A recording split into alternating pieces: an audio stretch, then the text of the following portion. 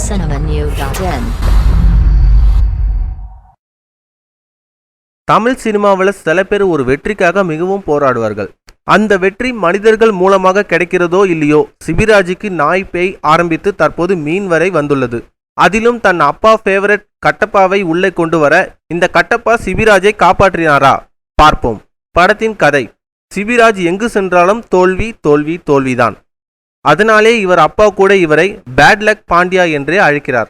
இந்த நேரத்தில் ஐஸ்வர்யா ராஜேஷுடன் பார்த்தவுடன் காதல், தன் அப்பாவின் பேச்சை மீறி கல்யாணம் என செட்டில் ஆகிறார். அதே நேரத்தில் லோக்கல் டான் மயம் கோபி வைத்திருந்த ராசி மீன் கட்டப்பா தொலைந்து போக அது சிபிராஜிடம் வந்து சேர்கிறது. அந்த மீன் வந்த நேரம் சிபிராஜ் வாழ்க்கை வேற திசைக்கு செல்ல அந்த மீனை தேடி கோபி அலைய கடைசியில் அந்த மீனால் யாருக்கு என்ன ஆனது, மீன் யார் கையில் கிடைத்தது என்பது வயிறு குலுங்க சிரிக்க வைத்துள்ளார் அறிமுக இயக்குனர் மணிசெய்யன். படத்தின் பிளஸ்: ஒரு சிம்பிள் ஸ்டோரியை அதுவும் எந்த இடத்திலும் அலுப்பு இல்லாமல் கொண்டு போன திரைக்கதை. கதை மீனை பற்றி என்பதால் மீன் சம்பந்தப்பட்டவர்களின் பெயர் அலி, சுரா என இருப்பது ரசிக்கும் ரகம். காளி வெங்கட்டின் கவுண்டர் அட்டாக். படத்தின் மைனஸ்: வேலையும் இல்லாமல் வீட்டினார் சம்பந்தமும் இல்லாமல் அத்தனை காஸ்ட்லி அபார்ட்மெண்ட்டில் சிபிராஜ் ஐஸ்வர்யா இருப்பது கொஞ்சம் யதார்த்தத்தை விட்டு விலகுகிறது.